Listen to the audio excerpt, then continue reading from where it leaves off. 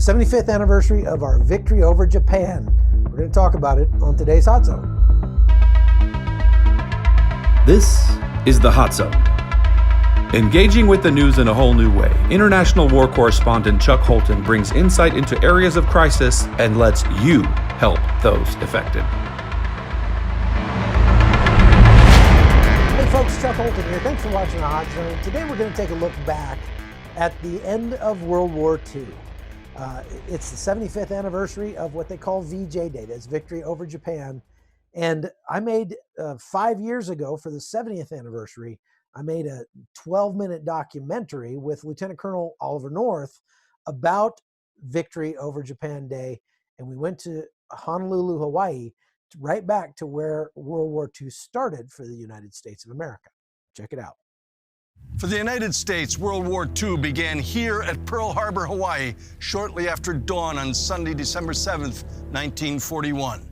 The surprise attack devastated the backbone of the U.S. Pacific Fleet, tied up here on Battleship Row. A day later, President Franklin Roosevelt asked Congress to declare war on the Empire of Japan.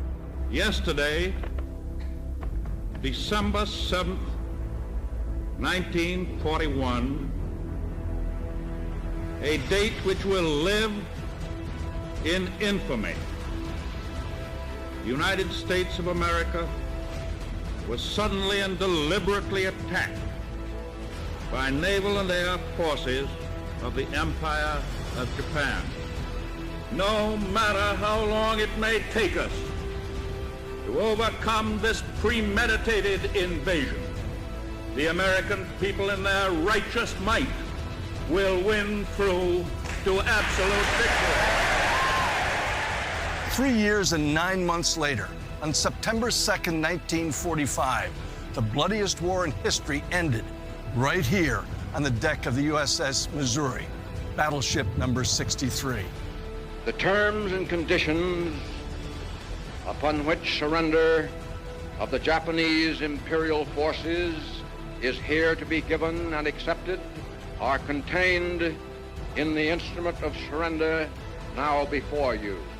I'm Oliver North, and you're about to learn some things about these momentous events you very likely have never seen or heard until now.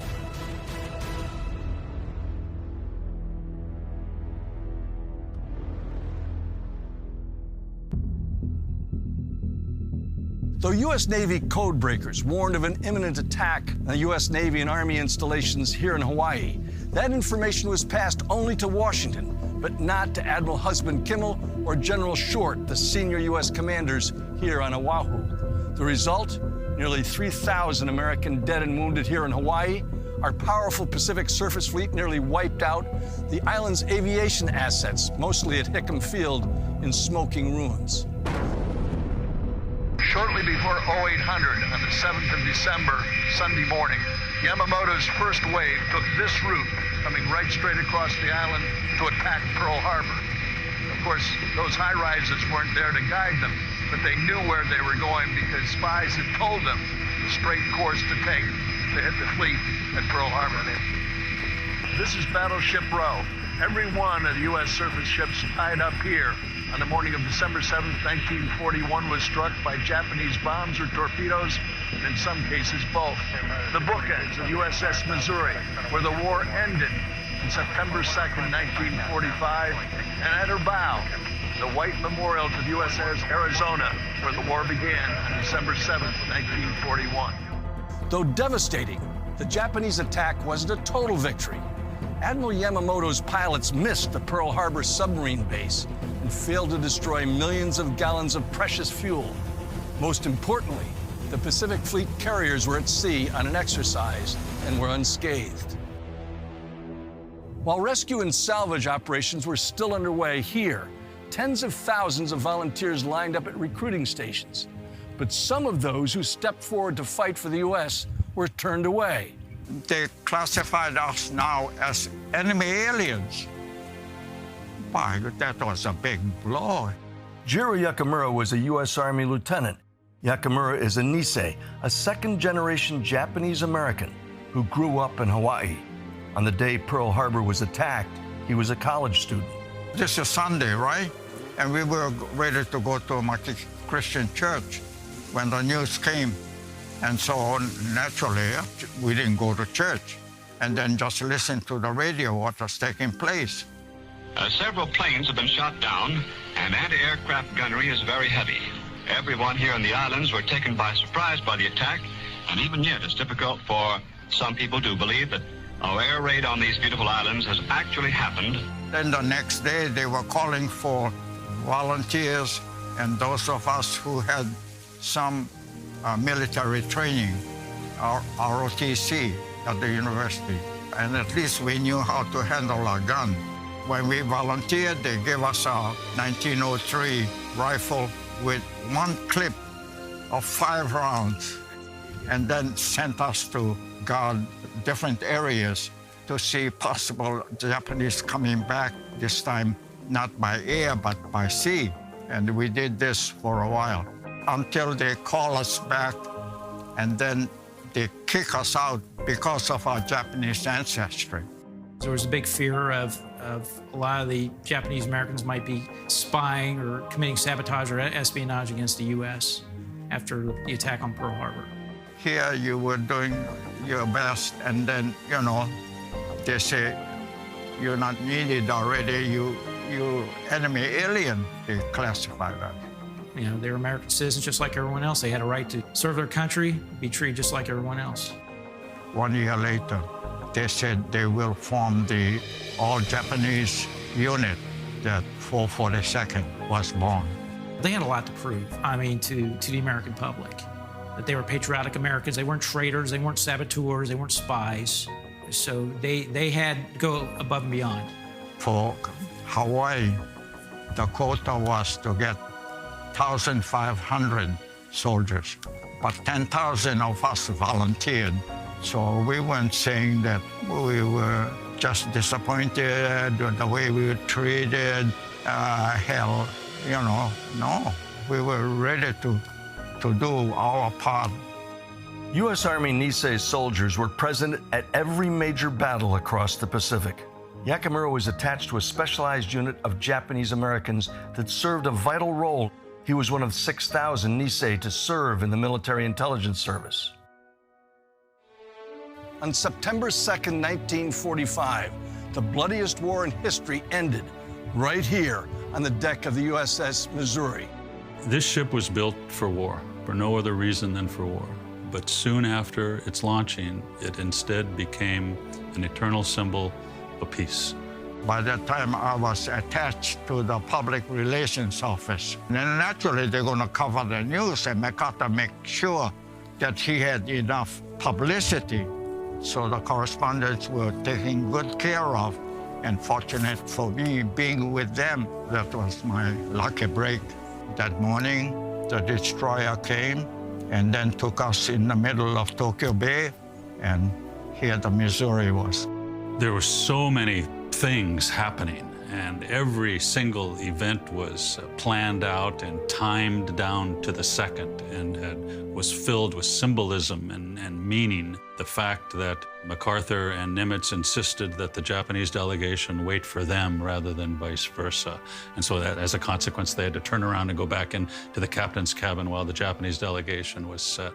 The fact, if you look at the surrender documents, the Allied copy is bound in bright, brand new leather, and the Japanese copy is bound in ratty old canvas. I mean, you can go on and on and on of all the symbolism that occurred. For everyone there, I think that they knew that the worst conflict in the history of man was ending. A war in which 60, 80 million people, most of them civilians, lost their lives. Everyone knew there that they were witnessing a moment in history that they would remember their entire lives. The sailors all lined up over there. You go get up to the gangplank and go through them. And so all the dignitaries would come in and stand over there. Lining the deck right here were all the admirals who had been invited to witness the ceremony, along with the representatives of the Allied powers who were signing it. The Japanese representatives came up a starboard side bridge right there and stood at attention in front of a table that had been pulled out of the mess decks. They found a little desk for the ceremony, just a table plain table. They got it from the kitchen. The British had been assigned to bring the table for the ceremony, and about 2 hours before the ceremony, they showed up with this little beautifully carved mahogany table, which MacArthur's chief of staff told them to get rid of because it was too small for the documents. The ceremony began at 9:02 and was over in 20 minutes. The Japanese delegation signed first. Then MacArthur signed with 6 pens. MacArthur would sign, and then after signing, he'll give his pen, the one he used, to one of the generals. And then subsequently, each of the representatives of the powers, of the Allied powers, signed. Also, all of the admirals, including MacArthur, were in just their regular day wear, their day fatigues, because for them this was another day at the office, and they wanted the atmosphere to be like that. You know, the Japanese were in formal wear, but not the Americans. In MacArthur's speech, there was no words of triumph or vindictiveness or bitterness or anything like that. You know, he truly said this is an end to the conflict and a new beginning, and we need to focus on the future and not the past. We are gathered here, representatives of the major warring powers, to conclude a solemn agreement whereby peace may be restored.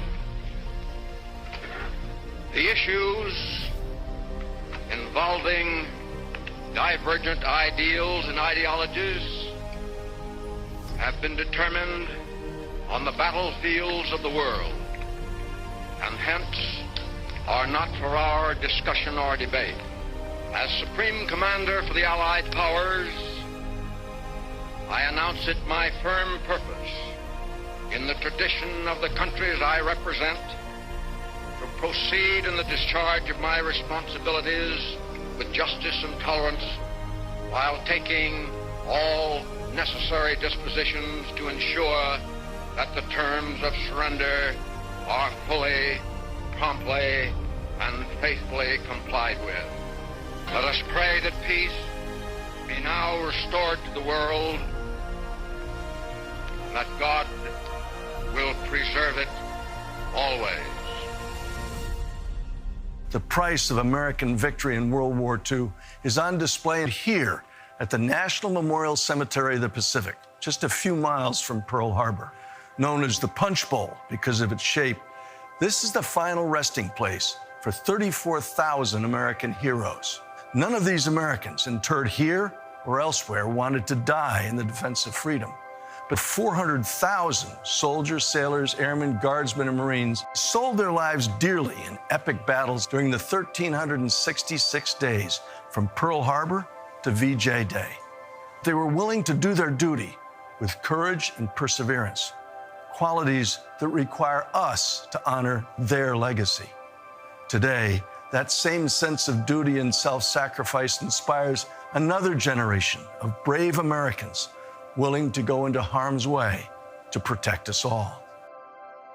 Now retired, the USS Missouri is a national treasure, a perfect bookend for visitors who come to pay tribute to those entombed in the USS Arizona just off the battleship's bow. For all she represents, American strength and resolve, this is a 60,000-ton reminder that sometimes defending freedom takes more than just talk. Sometimes we have to have the big guns back it up. All right, folks, that's all we've got for today. Thanks for being a part of the Hot Zone. I wanted to let you know about another podcast that I've started back in April that's called The Arms Room. If you haven't heard of it yet, it's every Saturday morning. We get together with a bunch of men. We have kind of a virtual men's breakfast. We just bring in some guys to speak and bring some encouragement and some uplifting music and things like that. So if you'll go check it out on YouTube, it's the Arms Room Podcast with Chuck Holton. And if you follow me on Facebook, I live stream it there on Facebook, as well as getting on the Zoom call. But I'd encourage you to get on the Zoom call if you can. The first 100 guys that get on there every morning are able to actually interact with our guests. And last Saturday, we had Phil Robertson, the Duck Commander, as one of our guests, as well as Victor Marks and the chaplain for the West Virginia State Police. So we talk about current issues. We do some real good kind of uplifting speeches and music and that sort of thing. So I'd encourage you to join us and share it with your friends. Thanks for being a part of the Hot Zone. We'll see you next time. The Hot Zone is produced by Amy Holton and Livefire Media. Copyright 2019.